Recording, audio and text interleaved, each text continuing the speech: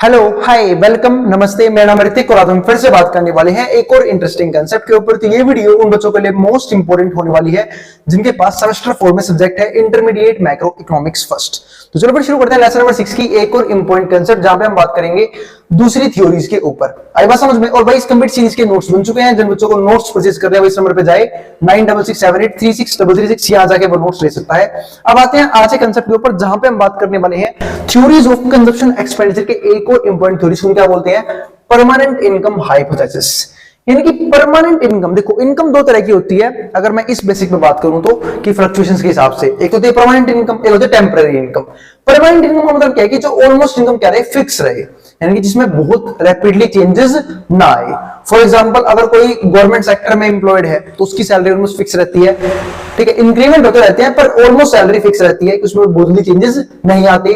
दूसरा, अगर कोई प्राइवेट सेक्टर में है, किसी अच्छी एमएनसी कंपनीज में है, ठीक है, और उसका एक पर्टिकुलर पैकेज लगा हुआ है तो उसकी सैलरी ऑलमोस्ट क्या रहती है, फिक्स रहती है। लेकिन बहुत से लोगों की इनकम टेम्पररी होती है, यानी कि इसमें बहुत जल्दी जल्दी चेंजेस आते रहते हैं। आई बात समझ में? ठीक है, तो उसको इनकम क्या बोलते हैं? Temporary income. ठीक है, तो हम इन दो फेजेस को लेके कंजप्शन में क्या चेंज आते हैं उसको डिस्कस करेंगे इस वीडियो के अंदर। ठीक है, अब आते हैं आज की वीडियो पे, तो शुरू करते हैं। अब देखो इनकम में ना जो कंज्यूमर की सोच होती है कि इनकम बेशक चेंज होती रहे लेकिन जो मेरी कंजप्शन पे ना फर्क ना पड़े। ठीक है, कंज्यूमर क्या सोचता है कि इनकम में भले ही किसी भी छोटी चेंज होगा पर मेरी कंजप्शन में फर्क ना पड़े, क्योंकि कंजप्शन है ना बहुत जल्दी चेंजेस नहीं होती। यानी कंजप्शन क्या होता है, ऑलमोस्ट फिक्स होता है कि मुझे कहां कहां पे खर्चा करना है। मतलब बेसिक नीड्स पे कितना खर्च करूंगा मैं अपना पैसा, लग्जरी गुड्स पे कितना खर्च करूंगा, रेंट पे कितना जाएगा, एजुकेशन में कितना जाएगा। तो यानी कि ऑलमोस्ट जो हमारे मैक्सिमम खर्चे होते हैं वो ऑलमोस्ट फिक्स होते हैं। ठीक है, तो कंज्यूमर सोचता है कि इनकम में भले ही चेंज आता रहे लेकिन कंजप्शन पे बहुत फटाफट चेंज ना आए, वो बहुत जल्दी फ्लक्चुएट ना हो। किसकी वजह से? इनकम लेवल की वजह से। यहाँ पे क्या लिखा हुआ है? Milton Friedman PI hypothesis originates from basic intuition that individuals would wish to smooth consumption and not let it fluctuate with short term fluctuations in income. यानी कंज्यूमर की चाहत होती है कि जो उसकी इनकम में फ्लक्चुएशंस आ रहे हैं ना उसकी वजह से कम शॉर्ट टर्म में कंजप्शन में किसी भी तरह के फ्लक्चुएशंस ना आए। ठीक है, income is more volatile than consumption. यानी कि उसका ये देखो हम सब ये मानते हैं कि इनकम जो है ना, हम डिस्कस भी करेंगे, इनकम जो है वो मोर वोलेटाइल होती है एज कंपेयर टू कंजप्शन। तो कंजप्शन के कुछ ही कुछ फैक्टर्स होते हैं जो ऑलमोस्ट क्या होते हैं, फिक्स होते हैं। बाकी छोटे मोटे खर्चे तो लाइफ में आते रहते हैं। आई बात समझ में? And long run propensity to consume out of income is higher than short run short term function. यानी कि जो long run propensity to consume है ना, ठीक है, वो हमेशा क्या रहता है, ज्यादा रहता है, is higher than short run से। आई बात समझ में? अब आगे समझते हैं इस बात को। तो ये हमारा था अब तक का कंसेप्ट कि परमानेंट इनकम ना हमें इस मामले में थोड़ा सा मदद करती है। अगर मान लो किसी की इनकम परमानेंट है तो उसकी इनकम फटाफट चेंज होगी नहीं, उसकी इनकम फटाफट चेंज होगी तो उसकी कंजप्शन में दिक्कत नहीं आएगी। यानी कि इनकम की वजह से जो फर्क पड़ता है ना किस पे, कंजप्शन पे, वो नहीं आएगा अगर परमानेंट इनकम रहती है तो एक। ठीक है, लेकिन अगर किसी की इनकम टेम्पररी है तो उसको कंजप्शन भी फटाफट रैपिडली चेंजेस करने पड़ेंगे। लेकिन एक बात का ध्यान रखना, इनकम में सडन चेंजेस की वजह से, सडन इंक्रीमेंट की वजह से कभी भी कंजप्शन में किसी भी तरह का सडन इंक्रीमेंट लोग नहीं करते हैं। ठीक है, वो हम डिस्कस करेंगे। अब यहां पे देखो क्या लिखा हुआ है, individuals base their consumption on long term view.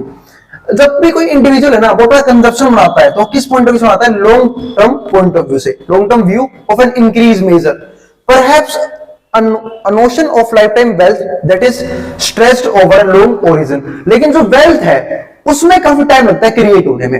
यानी कि अगर हम बात करें तो इनकम के हिसाब से, ठीक है, जब भी हम कंजप्शन करते हैं तो उसके लिए लॉन्ग टर्म पॉइंट रखते हैं कि हम इतने से इतने टाइम पीरियड तक कितना कंजप्शन करने वाले हैं। यानी कि मैंने आपको प्रीवियस वीडियो में ये बात समझाई थी कि जो इनकम तो है वो तो हमारे लाइफ टाइम में हर एक एज में चेंज होती रहती है। कि जब हम स्टार्टिंग में बच्चे होते हैं तो हमारी कोई इनकम लेवल नहीं होती, हमारा कोई इनकम सोर्स नहीं होता। जैसे हम बड़े होते हैं हमारे इनकम सोर्स डेवलप होने शुरू होते हैं और टाइम के साथ वो बढ़ती रहती है। ठीक है, लेकिन ओल्ड एज में जब रिटायरमेंट प्लान करते हैं तो तब हमारी वेल्थ डेवलप हो चुकी होती है जिसमें एक लंबा टाइम पीरियड लगा होता है। यानी कि जब मैंने प्रीवियस वीडियो में टाइम पीरियड की बात की थी तो 0 से 18 वो टाइम पीरियड है जब हमारी इनकम बिल्कुल भी नहीं होती है। लेकिन 18 के बाद हमारी इनकम शुरू होती है, जब हम कमाना शुरू करते हैं तो हम ऑलमोस्ट रिटायरमेंट तक, मैं मान लेता हूं एट द एज ऑफ 60 तक हम कमाते हैं और इसमें से कुछ पार्ट सेव करके हम इन्वेस्ट करते हैं जिससे हमारी क्या बनती है, वेल्थ बनती है और उसको हम यूज करते हैं रिटायरमेंट के बाद। यानी कि जो हमारी बच्ची कुछ उम्र है 60 के बाद ऑनवर्ड्स, मैं 80 मान लेता हूं, ठीक है, यहां तक उसे खर्च करते हैं अपनी बेसिक नीड्स को कंप्लीट करने के लिए, ठीक है, अपने और भी एडिशनल खर्चे करने के लिए, ठीक है। तो यहाँ पे वही बात लिखी हुई है कि वेल्थ को तो काफी टाइम लगता है क्रिएट होने में। अब यहाँ पे क्या है, note, out of permanent income individuals consume only a fraction of it in each period. किसी की परमानेंट इनकम भी होती है ना, तब भी क्या करता है, उसमें से सिर्फ एक फ्रैक्शन यानी कि एक पार्ट खर्च करता है एक पीरियड में, and thus the average propensity to consume would be equal to the marginal propensity to consume। इसकी वजह से होता क्या है, जो हमारा एपीसी है जिसको हम क्या बोलते हैं, एवरेज प्रोपेंसिटी टू कंज्यूम, ये हमेशा बराबर होता है मार्जिनल प्रोपेंसिटी टू कंज्यूम, ठीक है। अब एपीसी का मतलब बता देता हूं कि कंजप्शन में किस रेट से चेंज आ रहा है इनकम के हिसाब से, और एमपीसी भी, मतलब एपीसी तो एवरेजली कितना चेंज आ रहा है, ठीक है, लेकिन एमपीसी क्या होता है कि इनकम के बढ़ने की वजह से कंजप्शन में किस रेट से चेंज आया, ठीक है, जो कि हमेशा क्या मिलता है, कम मिलता है, कि जिस लेवल पे इनकम बढ़ती है ना उस लेवल पे कोई भी जो पीपल है वो कंजप्शन नहीं बढ़ाता है, वो अपनी सेविंग बढ़ाता है, ठीक है। सपोज करो, मैं एग्जांपल देता हूं, मैंने दिए भी थे पहले भी एग्जांपल, कि अगर किसी की इनकम मान लो 1000 रुपए है और वो खर्च कर रहा है उसमें से 900 रुपए 100 रुपए सेव कर रहा है, अब उसकी इनकम 1000 से 2000 हो गई, तो वो खर्चा 900 से 1800 नहीं करेगा, खर्चा कितना करेगा, 1500, बाकी 500 रुपए क्या रहेगा, वो बचाएगा। अरे बात समझ में, तो जिस रेट से इनकम बढ़ी उस रेट से कंजप्शन कभी नहीं बढ़ता, इसी को हम क्या बोलते हैं, एमपीसी, उससे लोअर रेट से बढ़ता है, ठीक है। इसके हमारा क्या आता है, लार्ज नंबर ऑफ फैक्टर्स, बहुत सारे फैक्टर हैं जो क्या करते हैं, इन्फ्लुएंस करते हैं किसको, प्रोपेंसिटी को, यानी कि बहुत से फैक्टर हैं जो है ना प्रोपेंसिटी को यानी कि एमपीसी को या फिर एपीसी को अफेक्ट करते हैं, चेंज करते हैं, such as interest rate, interest rate क्या है मार्केट के अंदर, टेस्ट शिफ्टर, ठीक है, taste shifter variable and variability of expected income, की इनकम क्या होने वाली है। अब इसी बीच में हम एक केस स्टडी की बात करते हैं जो आपकी बुक में इसी पार्ट में दिया हुआ है। अमेरिका में ना 2008 के टाइम पे एक अच्छा खासा रिसेशन देखा गया था। आप लोगों को पता होगा 2008 जो हमारा हुआ था उसमें डॉट कॉम बबल हुआ था, यानी कि जो हमारी आईटी कंपनी थी वो काफी बूम पे थी और सडनली वो जो उसका बबल है वो बर्स्ट हो गया, मतलब डिमांड जो है ना वो बिल्कुल खत्म हो गई उसकी। यहाँ पे जो 2008 था ना वहां पे ऑलमोस्ट जितनी भी इकोनॉमीज है, जितनी टॉप इकोनॉमीज थी, उनको सबको क्या देना पड़ा था, रिसेशन। आप लोगों को पता होगा रिसेशन क्या होता है, रिसेशन वो स्टेज है जहां पे डिमांड है ना वो बहुत कम होती है एज कंपेयर टू सप्लाई, ठीक है, यानी कि सप्लाई तो मार्केट में बहुत होता है लेकिन कोई डिमांड ही नहीं कर रहा, ठीक है। तो अब इस केस में ना अमेरिका ने एक काम किया था, इसने क्या किया था कि लोगों की जो इनकम थी ना उसको बढ़ाया था। अब आता है इनकम कैसे बढ़ाया था, इसने टैक्स में रिबेट दिया था। टैक्स रिबेट का मतलब होता है छूट दी थी, ठीक है, ये काफी इंपॉर्टेंट केस स्टडी है परमानेंट इनकम के हिसाब से। टैक्स रेट में छूट दिया, अब टैक्स रेट में छूट देने की वजह से क्या हुआ, लोगों की इनडायरेक्टली इनकम बढ़ गई, मतलब गवर्नमेंट ने ऑलमोस्ट टैक्स लेना बहुत कम कर दिया था या फिर मनाही कर दिया कि हम टैक्स नहीं लेंगे, ठीक है। अब टैक्स ना लेने की वजह से लोगों क्या लगा कि हमारी जो इनकम है जितनी इनकम वो खर्च कर सकते हैं, क्योंकि टैक्स भी क्या होता है आपकी इनकम में से खर्चा, क्योंकि जब आप इनकम में से अपना टैक्स माइनस करते हो तो क्या आता है, डिस्पोजेबल इनकम आती है, यानी कि वो इनकम तो खर्च कर सकते हो। लेकिन इस टाइम क्या हुआ था कि यूएससी की जो गवर्नमेंट है उन्होंने टैक्स लेने से मना कर दिया, टैक्स में रिबेट दे दी, टैक्स में रिबेट देने की वजह से लोगों की इनकम बढ़ गई। तो अब ये गवर्नमेंट का एक्शन काफी सराहा गया था उस टाइम पे, क्यों, उसका एक मेन रीजन है, काफी अप्रिशिएट किया गया था, उसका मेन रीजन था क्योंकि जैसे गवर्नमेंट टैक्स रिबेट कम किया, लोगों को लगा अब हमारा एक खर्च तो बच गया कि हमें टैक्स नहीं देना पड़ेगा, यानी कि इकोनॉमी पहले से डूब रही थी। और अगर गवर्नमेंट टैक्स रेट को कंटिन्यू करती तो लोग और कम कंजप्शन करते, जिसकी वजह से रिसेशन और बढ़ता।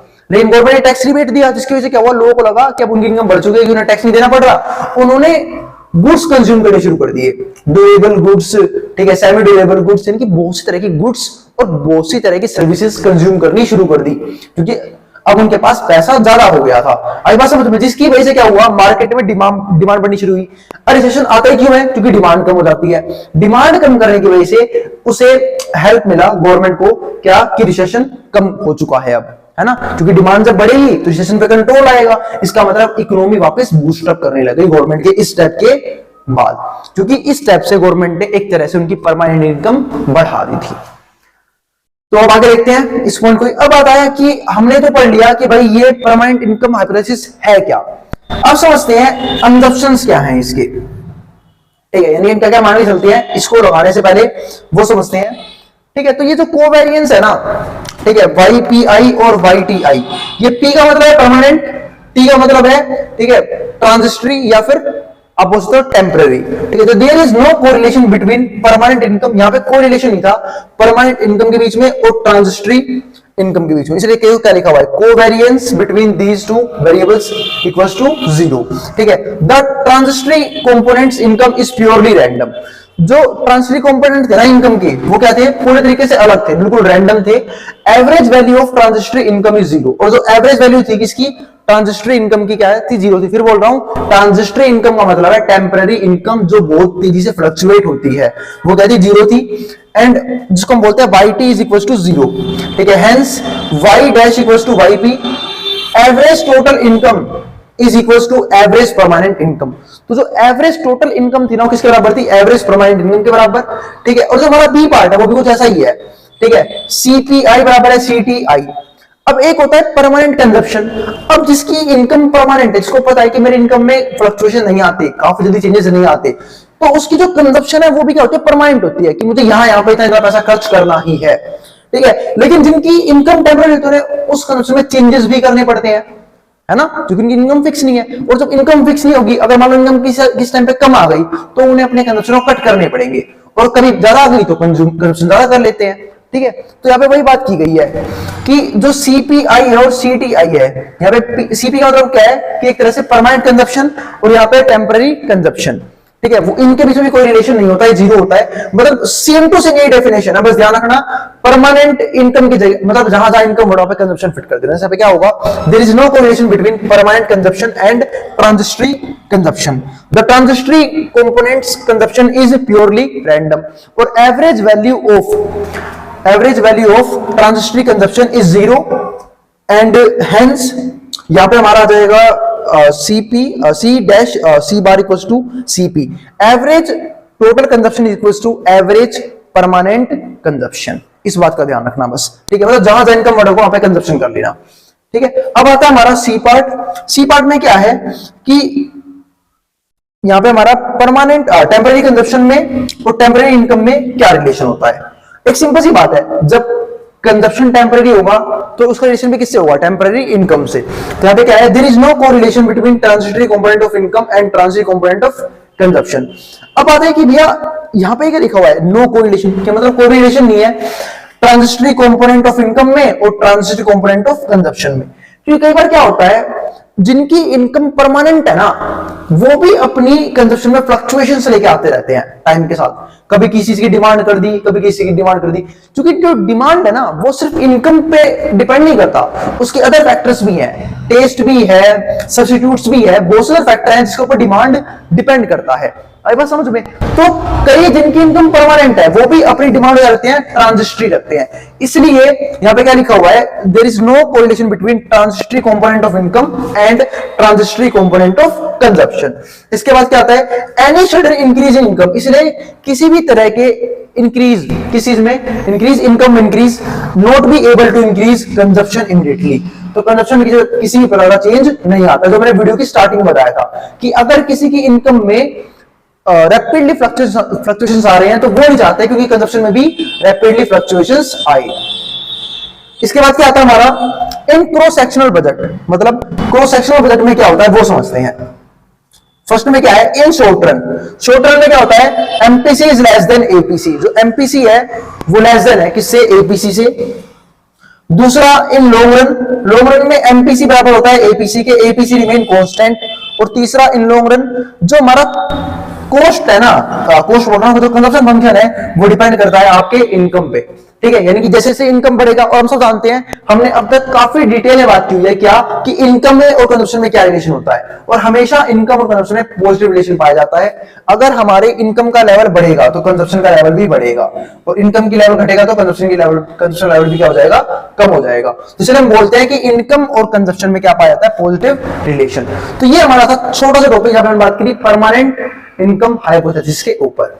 आई बात समझ में। जो मिलते हैं अगली वीडियो में, जहां पे हम बात करेंगे इसके लास्ट और थर्ड हाइपोथेसिस की, जहां हम बात करेंगे रिलेटिव इनकम के हाइपोथेसिस की, ठीक है। अब जिसको जो उतारना उतार सकता है, मैं हटाऊं बोर्ड के सामने से। मिलते हैं नेक्स्ट वीडियो के अंदर, जहां पे हम बात करेंगे नेक्स्ट थ्योरी के ऊपर, ठीक है। और अगर भाई वीडियो पसंद आए तो वीडियो को लाइक किए बिना मत जाना, और चैनल को सब्सक्राइब भी कर देना ऐसी वीडियोस के लिए, ठीक है। और फिर भी किसी तरह की क्वेरी, किसी भी तरह का डाउट बचे, आप नीचे कमेंट बॉक्स में कमेंट कर सकते हैं। मैं उस क्वेरी को रिजॉल्व करने की पूरी कोशिश करूंगा आने वाली वीडियोस में। अब इसको जो उतारना है वो उतार ले।